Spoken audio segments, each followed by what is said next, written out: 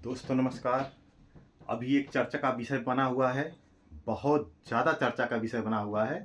संचार साथी। संचार साथी एक भारत सरकार का एप्लीकेशन है। वह बहुत ही चर्चा का विषय बना हुआ है। इसमें बहुत सारी बुराइयां दिखाई जा रही हैं और लोगों द्वारा बताई जा रही हैं। क्या है संचार साथी, आइए इसके विषय में जानते हैं। दोस्तों, एक एप्लीकेशन है, ऐसे आपको प्ले स्टोर पे दिखेगा और ये हरा कलर का दिखेगा और ये पीला कलर का, बीच में लिखा रहेगा संचार साथी। ये भारत सरकार द्वारा एक आदेश जारी किया गया है। उस आदेश में यह सभी मोबाइल कंपनियों को, ये जो अपने भारत में बनाते हैं और जो विदेश वाले बनाते हैं, सब पे ये अनिवार्य कर दिया गया था कि सभी मोबाइल कंपनियां ये संचार साथी ऐप प्री इंस्टॉल करके, यानी जब वो नया बनाएंगे, फ़ोन मार्केट में आएगा उससे पहले ही उसमें इंस्टॉल रहेगा और तब जाके वो भारत में बेच पाएंगे। इसके लिए गाइडलाइन दी गई थी नया मोबाइलों में डालने के लिए 90 दिन, और जो पुराना हम लोग इस्तेमाल कर रहे हैं फ़ोन, उसमें डालने के लिए अपडेट के दौरान 120 दिन दिया गया था। इस पे बहुत सारे लोगों ने विरोध जताया, क्योंकि क्या कमियां थी इसमें, आइए जानते हैं।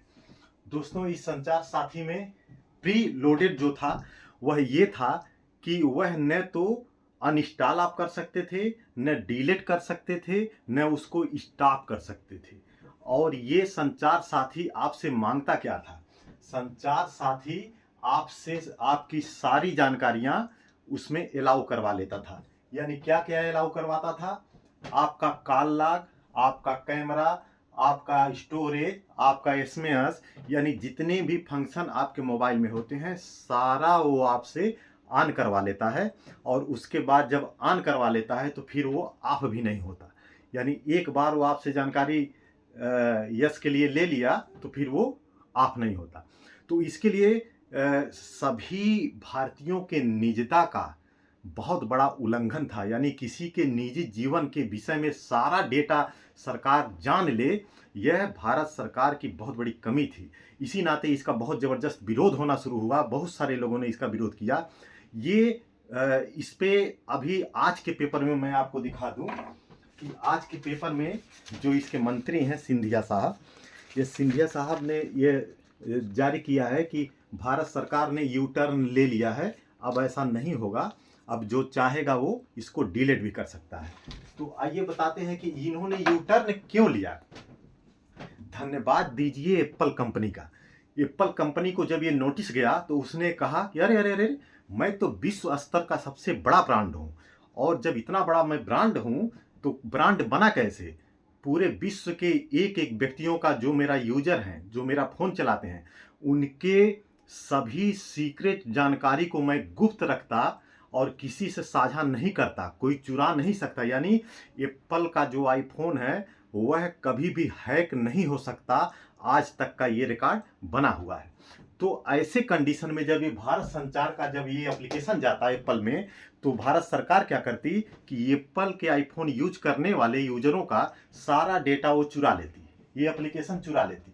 जब ये एप्लीकेशन चुरा लेती तो एप्पल का जो अपनी खुद की खासियत है, लोग इस नाते लेते हैं कि एप्पल का कोई भी फ़ोन हैक नहीं होता। तो जब हैक नहीं होता इस नाते लोग लेते हैं कि हमारी सीक्रेट बातें, सीक्रेट चीज़ें सब सुरक्षित रहेंगी। तो जब ये एप्लीकेशन चोट्टा, ये चोट्टा जब चुरा लेता तो एप्पल का क्या महत्व रह जाता? एप्पल धड़ाम से नीचे आ जाता, उसका कोई वैल्यू नहीं रहता, आम फ़ोन की तरह हो जाता। तो इसी नाते एप्पल ने कहा, ए मोदी जी, ये मैं नहीं करूँगा, मैं इसको अपने फ़ोन में इंस्टॉल नहीं होने दूंगा। इस चुट्टा को, ये चुट्टा जाएगा तो हमारे यूजरों का सारी जानकारी चुरा लेगा। तो जब इसने मना कर दिया, अभी ये 2 तारीख को मना किया है एप्पल ने, और आनन फानन में पूरा हड़कंप मच गया मोदी सरकार में। अब क्या होगा? अब तो एप्पल कह रहा हम नहीं करेंगे, तो इसी का देखी देखा बाकी कंपनियां भी कह देंगी हम नहीं करेंगे, और इसका बगावत पूरे भारत में फैल जाएगा। और धीरे धीरे मामला खुलासा हो गया और पूरे भारत में इसको लेके बगावत छिड़ गई। जब बगावत छिड़ी तो मोदी सरकार को बैकफुट पे आना पड़ा एप्पल की वजह से, और लोग जो विरोध कर रहे थे उनकी वजह से। तो बैकफुट पे आए और फिर ये पेपर में कल उन्होंने बैकफुट ले लिया और कहा कि ठीक है, अब ऐसी बात नहीं है। जो इसको इस्तेमाल करेगा और जब चाहेगा डिलीट कर लेगा। आइए हम जानते हैं कि आखिर संचार साथी की जरूरत ही क्यों पड़ी, क्या इसमें फायदे हैं। तो आइए देखते हैं कि इसके फायदे क्या हैं। संचार साथी जो इस्तेमाल करेगा उसको क्या होगा कि फोन चोरी होने पर EMEI को आप बंद कर सकते हैं आसानी से। दूसरा क्या है कि धोखाधड़ी कॉल, SMS आदि को सीधे ऐप से ही शिकायत कर सकते हैं। तीसरा है आपके नाम से कितने मोबाइल नंबर हैं देखे जा सकते हैं। चौथा है कि सेकेंड हैंड फोन जब आप खरीदेंगे तो उसका EMEI मशीन की प्रामाणिकता आप चेक कर सकते हैं। ये सारे बहुत मामूली फायदे जो कि ऑलरेडी पहले से ही इससे भी बेहतर फायदे ऑलरेडी मौजूद हैं बहुत सारे एप्लीकेशनों में। तो जब इससे भी बेहतर सुविधाएं बहुत सारे एप्लीकेशनों में मौजूद हैं तो आज इसकी जरूरत क्यों पड़ी।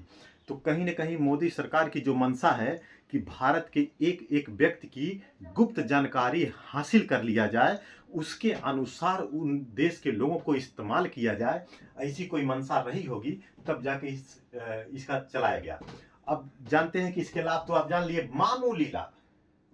दूसरा, इसका सबसे खतरनाक नुकसान क्या हो सकता है, आइए जानते हैं इससे खतरा क्या है। सबसे पहला जो खतरा होता है गोपनीयता पर खतरा।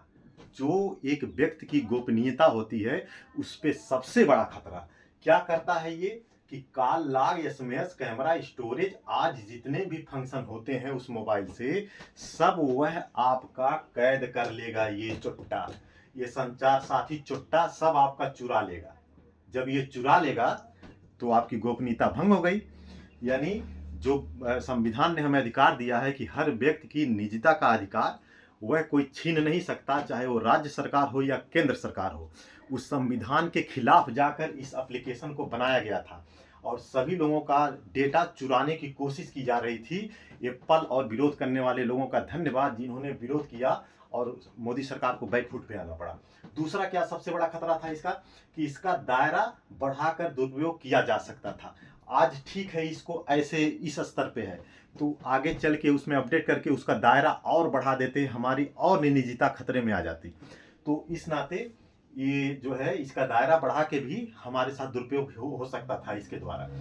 तीसरा क्या इसका सबसे खतरनाक नुकसान है कि केंद्रीकृत डेटा संग्रह, यानी ये जो चुट्टा है संचार साथी, ये चुट्टा हमारे देश के सभी यूजरों का, जो भी ये एप्लीकेशन डाउनलोड कर लेंगे उन सभी यूजरों का डेटा केंद्रीकृत संग्रह कर लेगा। ये सबका डेटा पूरे देश का इकट्ठा कर लेगा।